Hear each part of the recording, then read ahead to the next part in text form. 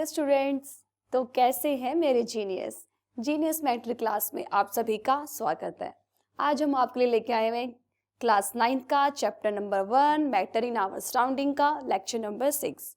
Previous lecture में हमने discuss किया था कुछ इंपॉर्टेंट टर्म्स। ठीक है, मैंने कहा था कि ये इंपॉर्टेंट टर्म्स हैं, आपके आगे वाले लेक्चर को क्या कर देंगी, आसान कर देंगी। जो हमने टर्म्स डिस्कस की थी वो सारी की सारी आज अप्लाई होंगी। उनको अप्लाई करके हम आज क्या करेंगे, क्वेश्चन को सॉल्व करेंगे। हमने कौन कौन सी टर्म डिस्कस की थी? हमने mass, weight, volume, density, pressure, temperature, Brownian movement, plasma, Bose Einstein condensate, इन सारी टर्म्स को हमने क्या किया था, अपने जहन में उतारा था, है ना। केमिस्ट्री दिमाग में तो सबके होती है, हमें क्या करना है, अपने जहन में उतारना है। चलिए इसी उमंग और जोश के साथ शुरू करते हैं आज का नया लेक्चर। इस लेक्चर के अंदर आज मैं आपको एनसीईआरटी के क्वेश्चंस करवाऊंगी, उनको हम अच्छे से क्या करेंगे, सॉल्व करेंगे डिटेल में एक्सप्लेनेशन के साथ। चलिए शुरू करते हैं। क्वेश्चन नंबर फर्स्ट क्या बोलता है, convert the following temperature to Celsius. हमें क्या करना है, ये आपको टेम्परेचर दे रखे हैं, दो टेम्परेचर दे रखे हैं, आपको इसको सेल्सियस में कन्वर्ट करना है। ठीक है, मैंने आपको फॉर्मूला बताया था, आपको kelvin equals to Celsius plus में 273.15। इसको आप अप्रोक्स ले सकते हो, इसकी अप्रोक्स वैल्यू ले सकते हो आप 273। ठीक है, इस फॉर्मूले के अकॉर्डिंग इसको हम सॉल्व करेंगे।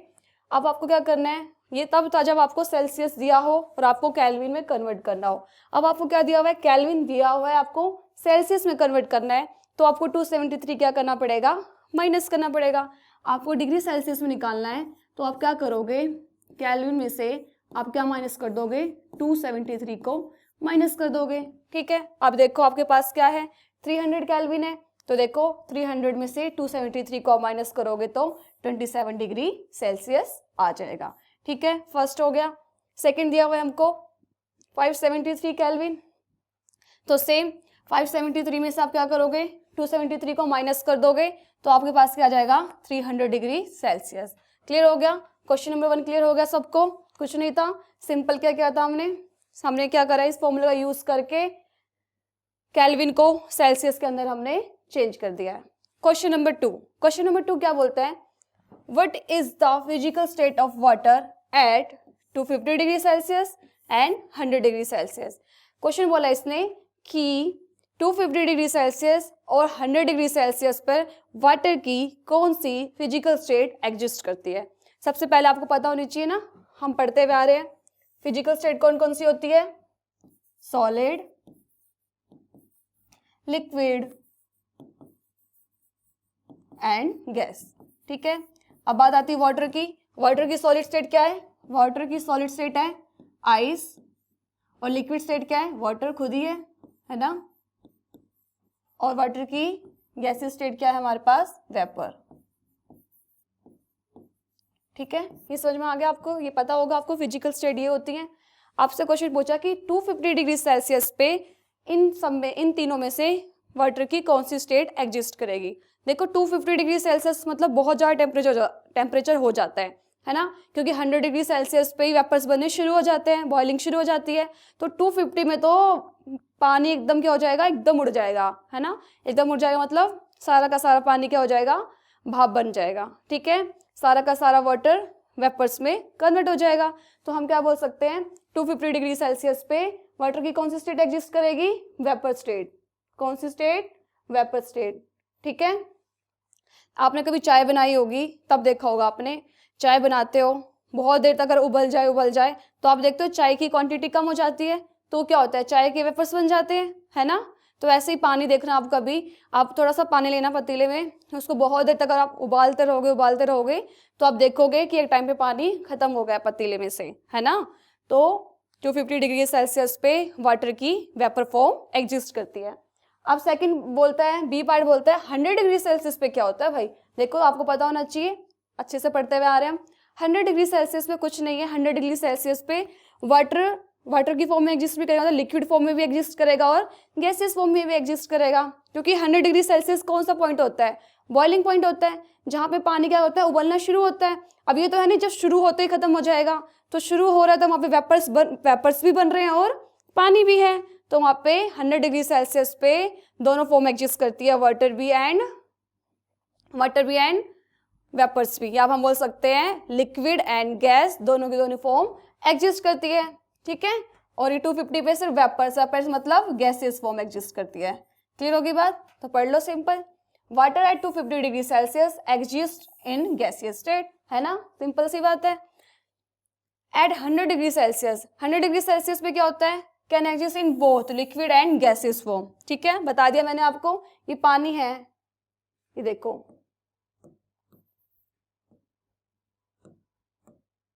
ये पानी, देखो ये पानी है, ठीक है, इसको हम क्या कर रहे हैं, यहाँ से गर्म कर रहे हैं, यहाँ से इसको हम गर्म कर रहे हैं, तो क्या होगा, अब पानी भाप बन के उड़ने लगा। कौन सा, कितना टेम्परेचर इस टाइम पे 100 डिग्री है, तो देखो भाप भी बन रहा है और साथ में पानी भी बचा हुआ है, तो दोनों फॉर्म इसकी एग्जिस्ट करती है, ठीक है। At this temperature after getting the heat equal to the latent heat of vaporisation, ठीक है, water start changing from liquid state to gaseous state. इस टाइम पे क्या होता है हमारे पास, जो हमारा लेटेंट हीट बताया था मैंने आपको, जो स्टेट को चेंज करने में यूज होती है वो हीट होती है। तो इस टाइम पे क्या हो रहा है हमारे पास, अब जो लिक्विड है वो किस में चेंज होने लग रहे हैं, वेपर्स में, तो दोनों की दोनों फॉर्म क्या होती है, एग्जिस्ट करती है, ठीक है। चलिए नेक्स्ट क्वेश्चन की तरफ बढ़ते हैं। क्वेश्चन नंबर 3, क्वेश्चन नंबर 3 क्या बोलता है, for any substance why does the temperature remain constant during the changing of state, ठीक है, जब मैटर की स्टेट चेंज होती है तो टेम्परेचर कांस्टेंट क्यों रहता है, ठीक है, ये हमने बात पढ़ी थी, लेटेंट हीट का कॉन्सेप्ट था। लेटेंट हीट यही बोलता है ना आपका कि जब आपकी स्टेट चेंज होगी तो आपका टेम्परेचर कांस्टेंट रहेगा। क्यों रहेगा कांस्टेंट, सिंपल सी बात है, जो हमने पहले हीट दी उससे जो टेम्परेचर, जो पहले हीट दे रहे हैं वो टेम्परेचर इंक्रीज कर रहा है, टेम्परेचर इंक्रीज कर रहा है तो स्टार्ट हो जाएगा बॉइलिंग या फिर मेल्टिंग शुरू हो जाएगी। उसके बाद टेम्परेचर इंक्रीज नहीं होगा, कुछ लेटेंट हीट होती है, छुपी हुई हीट होती है जो कंटेनर के अंदर होती है, वो यूज होती है किस लिए, मैटर की स्टेट को चेंज करने के लिए, ठीक है। तो सिंपल सी बात है, जब स्टेट चेंज होती है तो टेम्परेचर इंक्रीज नहीं होता, कौन सी हीट यूज हो जाती है, लेटेंट हीट यूज हो जाती है। During a change of state the temperature remain constant, this is because all heat supplied to increase the temperature is utilised, ठीक है, वो सारी की सारी हीट यूटिलाइज हो गई है, वो किस लिए यूज हो गई है, बॉइलिंग और मेल्टिंग के लिए। As latent heat in changing the state by overcoming the force of attraction between the particles, simple सी बात है, जब स्टेट चेंज होती है, स्टेट चेंज होने का मतलब क्या हुआ, फोर्स ऑफ अट्रैक्शन को खत्म कर रहे हैं, कम कर रहे हैं, है ना। अब क्या कर रहे हो, लिक्विड से गैस की तरफ जा रहे हो, लिक्विड में थोड़ा फोर्स ऑफ अट्रैक्शन ज्यादा है गैस के कंपेयर में, जो लेटेंट हीट का यूज करके आप क्या कर रहे हो, लिक्विड के फोर्स ऑफ अट्रैक्शन को कम कर रहे हो, उसका फोर्स ऑफ अट्रैक्शन कम हुआ तो वो क्या बन गया हमारे पास, गैस बन गया, simple. Therefore, this heat does not contribute in increasing the temperature of the substance, इसलिए हमारे पास जो टेम्परेचर है वो इंक्रीज नहीं होगा। क्लियर होगा क्वेश्चन नंबर 3। अब बढ़ते हैं हम क्वेश्चन नंबर 4 की तरफ। क्वेश्चन नंबर 4 क्या बोलता है, suggest a method to liquefy atmospheric gases. ये तो बहुत सिंपल क्वेश्चन है, सबको पता होगा कि आपको कोई मेथड बताना है जिससे क्या, जो हमारी गैसेज है वो लिक्विफाई हो जाए, ठीक है। अब मैंने कहा था लिक्विफाई हो जाए गैस तो क्या करना होता है, प्रेशर का यूज करना है। मैं कहा गैस की बात आई तो प्रेशर तो दिमाग में ऐसे स्ट्राइक करना चाहिए, एकदम झटाक से आना चाहिए कि हाँ भाई अब प्रेशर का कॉन्सेप्ट यूज होगा, ठीक है। तो आप क्या करोगे, किसी भी गैस को लिक्विफाई करने के लिए high pressure low temperature, simple, क्या करोगे, हाई प्रेशर दोगे और लो टेम्परेचर, तो हमारी गैस क्या हो जाएगी, लिक्विफाई हो जाएगी। देखो, by applying pressure and reducing the temperature, ठीक है। अब प्रेशर को हाई रखना है, अप्लाई करना है, और टेम्परेचर को क्या करना है, लो, तो atmospheric gases can be liquefied, तो जो आपकी गैसेस है वो क्या हो जाती है, लिक्विफाई हो जाती है। क्लियर होगी बात। इसका एग्जांपल क्या था, याद होगा आपको, एलपीजी गैस, एलपीजी गैस, ठीक है, जो हमारे पास एलपीजी गैस होती है, लिक्विफाइड पेट्रोलियम गैस, ठीक है।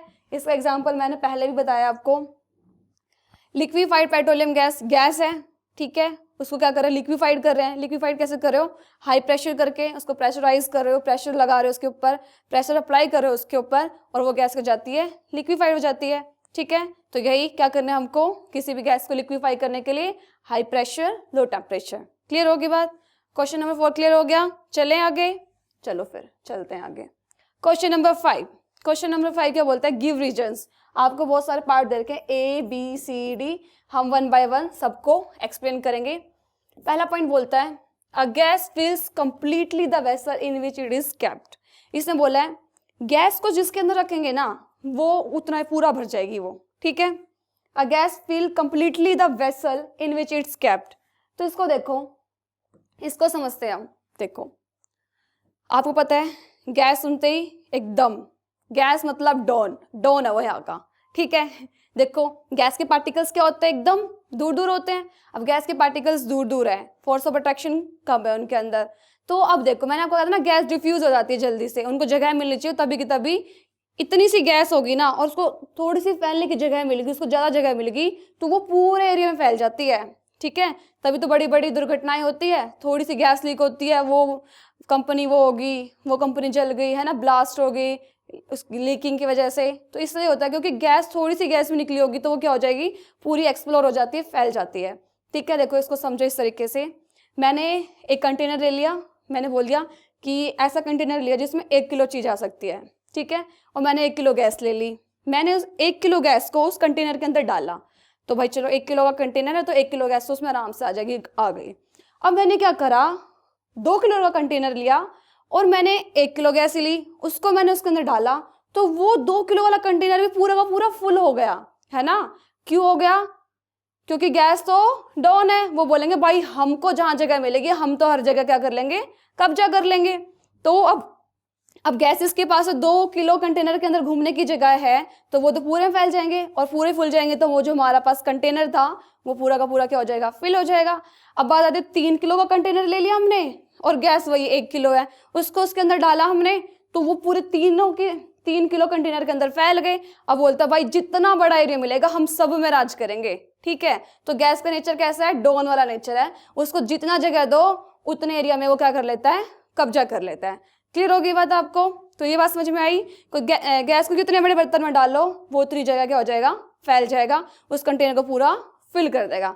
ठीक है, गैस का नेचर समझ में आ गया है। MLA बन के शांत नहीं बैठेगा वो, पहले फिर मंत्री बनेगा, फिर प्रधानमंत्री, ऐसे इसको पूरे देश में राज करना है। ठीक है, क्लियर होगी बात, चलिए आगे बढ़ते हैं। अच्छा पहले इसको बता देती हूँ आपको लिखना कैसे एग्जाम में। There is a little attraction between particles of gas. जो हमारे पास पार्टिकल होते हैं गैस के, कम अट्रैक्शन है मतलब ज़्यादा स्पेस है। दस gas particle move freely in all directions, है ना, सारी डायरेक्शन घूम सकता है। ठीक है, therefore gas completely फिल्स the vessel in which it is capped. तो जिसको उसके अंदर हम जितना बड़ा कंटेनर ले लो वो पूरा का पूरा उसमें उसको भर देगा, चाहे वो 1 किलो का हो तो भी भर जाएगा। ठीक है, समझ में आ गया। देखो अब इसका बी पार्ट देखो, बी पार्ट क्या बोलता है, a gas exerts pressure on the walls of the container. ठीक है, वो बोलता है जो गैस होती है वो क्या करती है, जो कंटेनर की वॉल्स है उसमें प्रेशर एक्सर्ट करती है। ये तो सिंपल है, हमने इसको भी पढ़ा था। इसमें क्या देखो क्या बोलता है, particle of gas move randomly in all directions. ठीक है, हमको पता है पहले भी ऊपर भी यही बात बोली कि गैस के पार्टिकल्स है वो क्या करते हैं, रेंडमली मूव करते हैं हर डायरेक्शन में एट अ हाई स्पीड, बहुत हाई स्पीड से क्या करते हैं, ये फ्रीली मूव करते हैं। As a result the particle hit each other and also hit the walls of the container with the force. ठीक है, अब वो रेंडमली घूम रहे उन्हें पता ही नहीं है कौन का, एक दूसरे को टकरा रहे हैं, क्या बोला, कंटेनर की वॉल्स को भी क्या कर रहे हैं, उसमें भी फोर्स अप्लाई कर रहे हैं, उससे टकरा रहे हैं, उसको हिट कर रहे हैं। ठीक है, तब उसको हीट करे, किसी चीज को हीट करते तो क्या होता है, वहां पे प्रेशर अप्लाई होता है। तो सिंपल यही क्वेश्चन पूछा हुआ था। Therefore gas exert pressure on walls of the container, उनकी हाई स्पीड की वजह से वो क्या कर रहे हैं, फोर्स अप्लाई कर रहे हैं, प्रेशर अप्लाई कर रहे हैं कंटेनर की वॉल्स पर, और आप आपस में भी क्या कर रहे हैं, वो टकरा रहे हैं, एक दूसरे को हिट कर रहे हैं। क्लियर हो गया पॉइंट, आगे बढ़ूं। देखो फिर सी पार्ट क्या बोलता है, a wooden table should be called a solid. ठीक है, क्वेश्चन सिंपल सा है, बहुत बेसिक सा क्वेश्चन है। क्या बोला इसने, लकड़ी की टेबल को आप सॉलिड बोलोगे या नहीं बोलोगे, सिंपल सी बात, आप बताओ। ये तो सोचने की भी बात नहीं है, नॉर्मल सी बात है। जो लकड़ी की टेबल है वो क्या है, सॉलिड है, बिल्कुल है, रिजिड भी है, उसके पार्टिकल्स पास ऐसा है, उसको हम कंप्रेस भी नहीं कर सकते हैं, उसकी शेप भी फिक्स है, उसका वॉल्यूम भी फिक्स है, तो वो क्या है, एक सॉलिड है। तो देखो पढ़ो, a wooden table has a definite shape and volume. It is very rigid and cannot be compressed. It has the characteristics of a solid. Hence, a wooden table should be called a solid. है ना, उसकी shape fix है, volume fix है, rigid है। Rigid क्या था, याद करो याद करो, रिजिड क्या था, जो अपनी शेप को चेंज नहीं होने देता, उसको बोलते हैं rigid body. Clear. And can not be compressed. आप लकड़ी की टेबल को कंप्रेस करो, होगी कंप्रेस, नहीं होगी, कितनी कोशिश कर लो नहीं होगी, नहीं होगी, वो ऐसे रहेगी। ये तो ना आप कंप्रेस करने से पिचक जाएगी। ठीक है। It has the characteristics of solid. और ये सारी की सारी किसकी कैरेक्टरिस्टिक्स है, किसकी प्रॉपर्टीज है, ये सारी की सारी सॉलिड की प्रॉपर्टीज है। तो हम बोलेंगे हाँ भाई, जो वुडन टेबल है ना वो एक सॉलिड है। क्लियर हो गई पॉइंट। चलिए इसका डी पार्ट पढ़िए। डी पार्ट क्या बोलता है, we can easily move our hand in air. ठीक है, इसने बोला कि हम अपने हाथों को एयर में इजिली मूव कर सकते हैं, but to do the same through a solid block of wood we need a karate expert. इसने बोला कि हवा में तो ऐसे ऐसे हिला सकते हो आप, ऐसे है ना, ऐसे कर सकते हो आप, पर ऐसे आपके आगे लकड़ी का टुकड़ा रख दे, क्या उसको भी ऐसे करके तोड़ सकते हो आप। पर इसने बोला कि हमको इस चीज के लिए क्या चाहिए, कराटे एक्सपर्ट चाहिए। अब हर कोई तो कराटे एक्सपर्ट है नहीं, कराटे एक्सपर्ट है उस वही ऐसा कर सकता है। तो ऐसा क्यों होता है बताओ। इतना सारा कॉन्सेप्ट पढ़ लिया आपने, अब तो आपको समझ में आ जानी चाहिए चीजें कि ऐसा क्यों होता है। देखो इसे बोला हवा में इजिली मूव कर सकते हैं, ऐसे ऐसे कोई भी कर सकता है, बच्चा बच्चा कर सकता है ना। क्यों कर सकता है, क्योंकि जो हमारे पास एयर के अंदर जो पार्टिकल्स है उनके बीच में जो इंटरमोलिकुलर फोर्स ऑफ अट्रैक्शन है वो कम है। वो कम क्यों है, क्योंकि बीच में स्पेस है।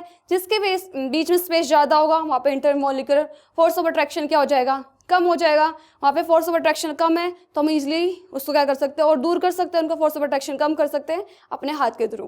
पर अब बात आती है कि जो हमारे पास लकड़ी का टुकड़ा है, ब्लॉक ऑफ वुड है, उसको अपने हाथ से ऐसे क्यों नहीं कर सकते, क्योंकि उसके पार्टिकल्स बहुत पास पास है। जो लकड़ी है आपकी वो क्या है, सॉलिड है, रिजिड है, उसके फोर्स ऑफ अट्रैक्शन बहुत ज़्यादा है, स्पेसिंग उसकी बहुत कम है, तो आप उसको अपने डायरेक्ट अपने हाथ से नहीं कर सकते। ठीक है, उसके लिए आपको बहुत ज़्यादा फोर्स चाहिए और ये काम कौन कर सकता है, कराटे एक्सपर्ट। ठीक है, वो उनके लिए तो 2 मिनट का काम है, टक टक सारे की सारी लकड़ियाँ तोड़ देंगे। ठीक है, क्लियर हो गया पॉइंट। देखो we can easily move our hand in air, simple सी बात है, आराम आराम से लो भाई, आराम से हवा में मूव कर सकते हैं।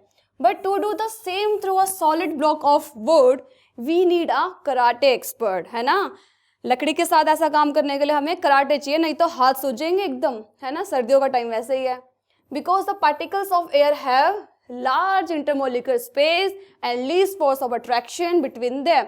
क्योंकि स्पेस के पास क्या है, एयर के पास क्या है, फोर्स ऑफ अट्रैक्शन क्या है, कम है, स्पेस ज्यादा है।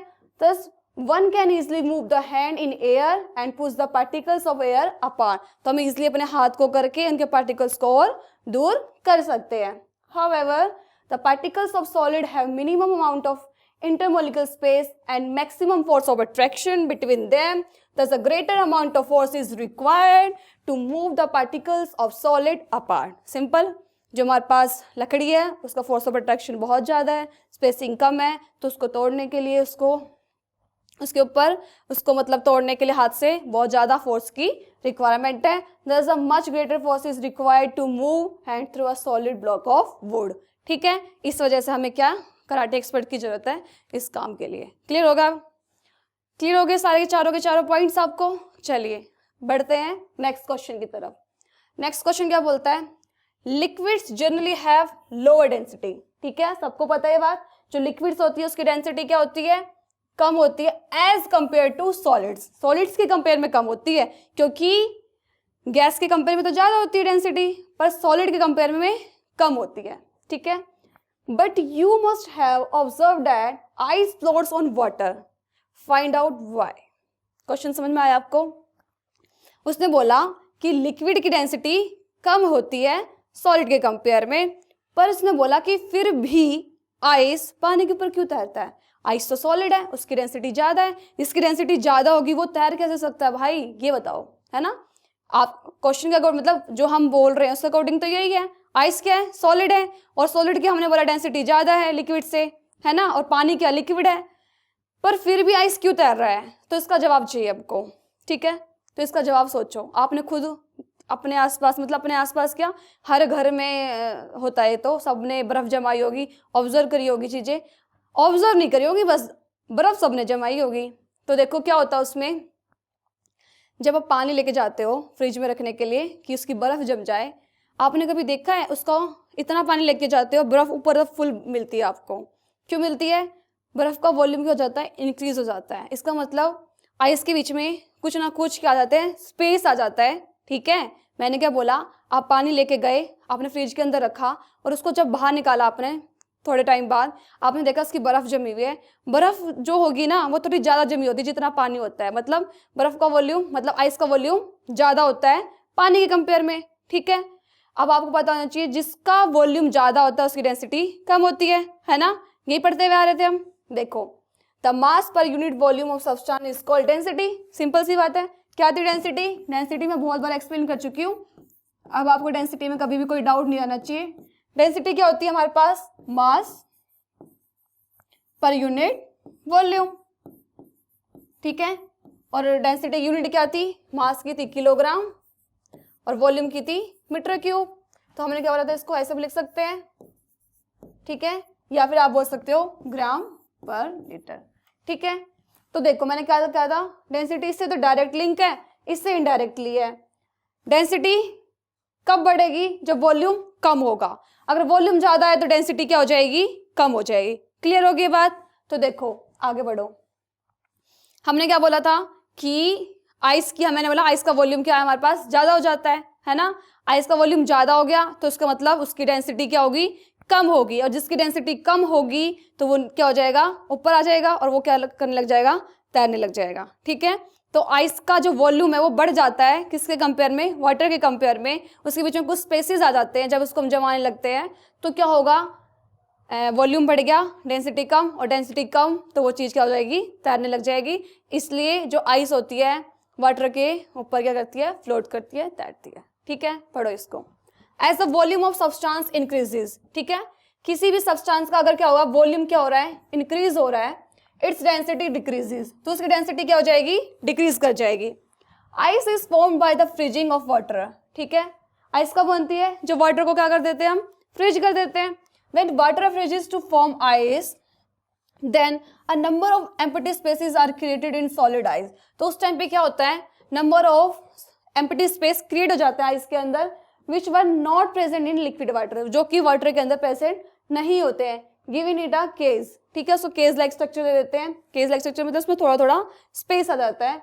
Due to the presence of some empty space, उस एम्प्टी स्पेस की वजह से the volume of ice become more than an equal mass of water, ठीक है।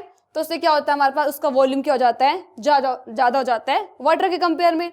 Because of its greater volume the density mass per unit volume of ice decreases, तो उसकी volume बढ़ गया, तो किसका वॉल्यूम बढ़ गया, आइस का वॉल्यूम बढ़ गया, तो डेंसिटी क्या हो जाएगी, डिक्रीज हो जाएगी।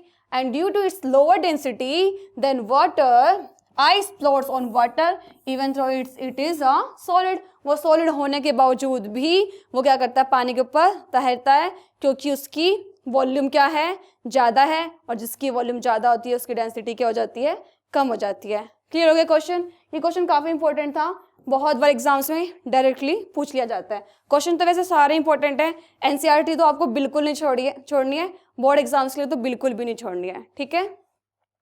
चलिए आगे बढ़ते हैं। क्वेश्चन नंबर 7 क्या बोलते हैं, liquid oxygen boils at normal pressure at -182.96 degree Celsius, what is this temperature in kelvin. कुछ नहीं करना, कन्वर्ट करना है आपको, सेल्सियस को किस में कन्वर्ट करना है आपको, केल्विन के अंदर, ठीक है। सिंपल सा फॉर्मूला था, क्या करना था केल्विन को कन्वर्ट करने के लिए, सेल्सियस प्लस में 273.15 होता है, पर मैं वो कर रही हूँ सिंपल 273 ले लेते हैं हम। अब हमारा सेल्सियस कितना दिया हुआ है, -182.96 दिया हुआ है, इसमें 273 आप क्या कर दो, सिंपल ऐड कर दो। आपको ध्यान रखना माइनस का, कहीं सिंपल ऐड कर दो, प्लस माइनस माइनस हो जाता है, तो यहाँ पे क्या आ जाएगा हमारे पास 90.19 केल्विन आ जाएगा, ठीक है। क्लियर होगी बात, क्या करा सिंपल कुछ नहीं करा, केल्विन में कन्वर्ट करना था सेल्सियस को, सेल्सियस हमको दे रखा था -182.96, इसमें 273 आपने ऐड कर दिया। आपने ऐड कर दिया तो आप कोई बच्चे ऐसे मत करके आ जाना, इस साइन को यूज नहीं करना, सिंपल में जिसका ये साइन है वो लेना है आपको, नहीं तो पूरा आंसर गलत हो जाएगा, ठीक है। तो प्लस माइनस माइनस होता है, तो इसमें से माइनस करेंगे तो कितना आ गया 90.16 केल्विन। क्लियर होगी बात। तो liquid oxygen boils at 90.19 kelvin under normal pressure. Clear होगा। Question number 7 clear. चलिए आगे बढ़ते हैं। देखो स्लाइड ऑफ द डे आज यहाँ पे फिर से यूज हो रही है, नोट किया आपने बात जो मैंने आपको कहा था ना, स्लाइड ऑफ द डे है वो, देखो एज इट इज स्लाइड आज भी आ गई है।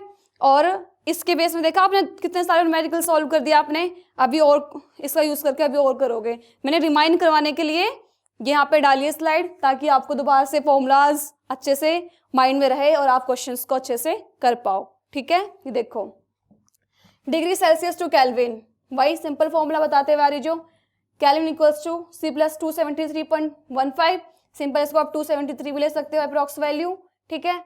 Degree Celsius two degree Fahrenheit, ये बताया था मैंने आपको, 9/5 सेल्सियस से मल्टीप्लाई प्लस में 32 degree, 32 degree Fahrenheit two degree Celsius, simple कुछ नहीं करना, 5/9 रिवर्स लेना है और क्या करना है, उसको माइनस कर देना -32, ठीक है। क्लियर होगी बात। डिग्री ऑफ फ़ारेनहाइट में क्या करना था आपको, 5/9 F प्लस में 459.67 ऐड कर देना है, ठीक है। ये फॉर्मूले आपको एज इट इज माइंड में होने चाहिए, ठीक है, और तभी आप क्वेश्चंस को कर पाओगे। अब देखो अब क्वेश्चन नंबर 8 क्या बोलता है, आपको कन्वर्ट करना है 350 डिग्री फ़ारेनहाइट को आपको सेल्सियस में कन्वर्ट करना है। तो सिंपल क्या करना है, यहाँ पे क्या करना था, F की वैल्यू आती थी ना, देखो पीछे वाली स्लाइड्स में देखो, यहाँ था, यहाँ पे F की वैल्यू थी, यहाँ पे F की वैल्यू थी, तो वही कर दिया सिंपल। ये देखो 5/9 350 -32 equals to 176.6 degree Celsius. Question number 9 क्या बोल रहा है, कन्वर्ट करना है 40 डिग्री सेल्सियस को, वही सिंपल यहाँ पे आप क्या कर दोगे, सेल्सियस की वैल्यू पुट कर दोगे, इसको सॉल्व कर लोगे, इसको सॉल्व करने के बाद क्या आ जाएगा 104, ठीक है, 104 डिग्री आ जाएगा, और ये क्या हो जाएगा हमारे पास फ़ारेनहाइट की वैल्यू हो जाएगी, ठीक है। क्लियर हो गए सारे के सारे क्वेश्चंस। आज जितने क्वेश्चंस करवाए आपको सारे के सारे क्लियर हो गए होंगे। अब नेक्स्ट लेक्चर में हम आगे के जो क्वेश्चंस हैं और क्वेश्चंस डिस्कस करेंगे। अभी 1-2 लेक्चर्स में क्वेश्चंस के ऊपर लूंगी, फिर आपका चैप्टर एकदम अच्छे से हो जाएगा। मुझे नहीं लगता आपको कोई डाउट रहेगा, आपके यहाँ सारे क्वेश्चंस हो गए, सारे कॉन्सेप्ट हो गए, सारे इंपॉर्टेंट टर्म्स मैंने आपको बता दिए, ठीक है। बस आपका क्या काम है, अच्छे से नोटबुक लेके बैठा करो, पेन लेके बैठा करो, जितने नोट्स यहाँ पे अगर साथ के साथ बनाओगे तो भला हो जाएगा आपका, है ना, तभी आपकी केमिस्ट्री जहन में आएगी। बात की भी भरोसा छोड़ोगे फिर तो दिमाग में भी नहीं रहने वाली, ठीक है। फिर तो उन्हीं बच्चों में से बन जाओगे तुम कि केमिस्ट्री में रट्टे मारने पड़ते हैं, याद करना पड़ता है, ऐसा नहीं है। साथ के साथ नोट्स बनाओ, अच्छे से पढ़ो, ठीक है। थैंक यू, मिलते हैं नेक्स्ट लेक्चर में।